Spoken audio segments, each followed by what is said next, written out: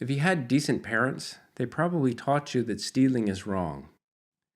And I'm here to tell you that it's a little more complicated than that. And if that sounds weird, good. Stealing is wrong, in most cases. Except in the creative world, where it's good as long as you do it the right way. I've talked before about the quest that we all go on to find our own unique voice. Speaking of voices, mine is completely shot. I'm sorry, I've been sick, but I'm getting through it. That's still true. We do need to go on that quest. We do need to go and excavate our true creative identity. Where do our ideas come from? Do we just think stuff up out of thin air? No, we're not divinely inspired, and ideas don't exist in a vacuum. The thing is, we're stealing whether we realize it or not. It's just a matter of how obvious we make it. Part of why I'm getting into this at all is due to a book that I read called Steal Like an Artist by Austin Kleon. It's a great little book. I'll link to it in the description. Now, in a way, without getting too meta, I'm stealing from him just by talking about this. But I'm sure he wasn't the first to talk about it, and I won't be the last. As creative people, we can get in our own way a lot. By trying not to steal ideas, by doing our best not to imitate, not to plagiarize or copy, to be purely original. And don't get me wrong, plagiarism is bad. And copying somebody verbatim is not just cringy. In some cases, it's illegal. I just finished reading Steve Martin's book, Born Standing Up. And there's a moment in there where he mentions seeing a comedian do Lenny Bruce's jokes without giving him credit, and how awful that was. He doesn't name the comedian, but it's so taboo that it made it into the book. That's different. And this also ties back to a previous episode I did on authenticity. Who we are needs to be reflected in our work. And if you're a Lenny Bruce fan, there's no reason that that shouldn't also be reflected in your work. It's part of who you are. But copying his jokes verbatim is not the way to reflect it. That's a very surface level way to go. Get inside the jokes. What makes them funny? What about his timing affects the delivery? Analyzing the physics of what inspires us will lead to new ideas, reinterpretations of pre-existing ideas, or a combination of two or more ideas.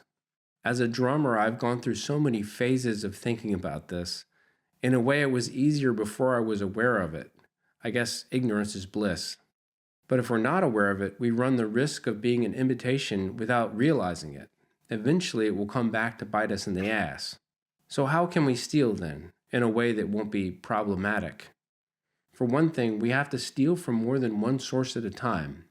Combining different ideas is really at the foundation of everyone's creative identity.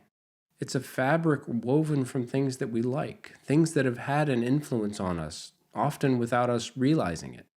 When you take an idea and combine it with another idea, you're immediately starting from a less obvious place. But when you've already got a good idea of your own creative identity, stealing ideas becomes much more efficient.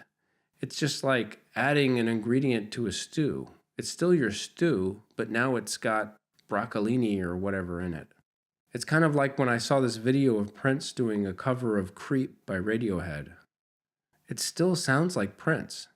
He makes it sound like a song he could have written himself because he just adds it to his stew.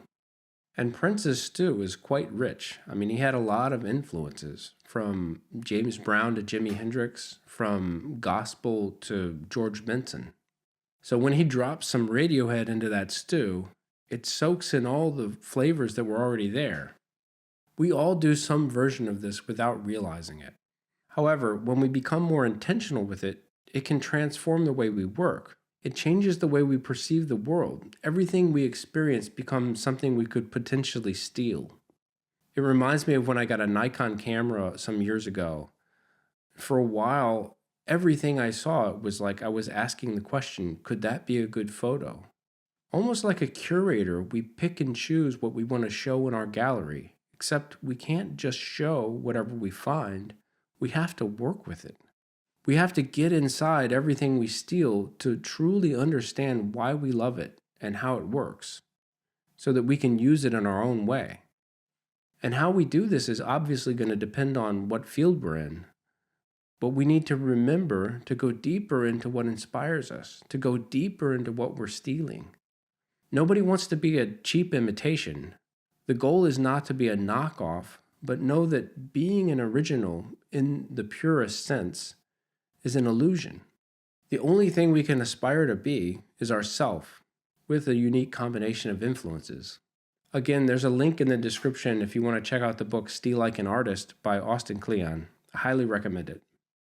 And please do me a favor and hit that thumbs up and subscribe. I'm putting out episodes like this every week that look under the hood of the creative process to keep our creative engines humming. That's all I've got for today. Thanks so much for hanging out. I'll catch you in the next episode. Until then, keep the flow.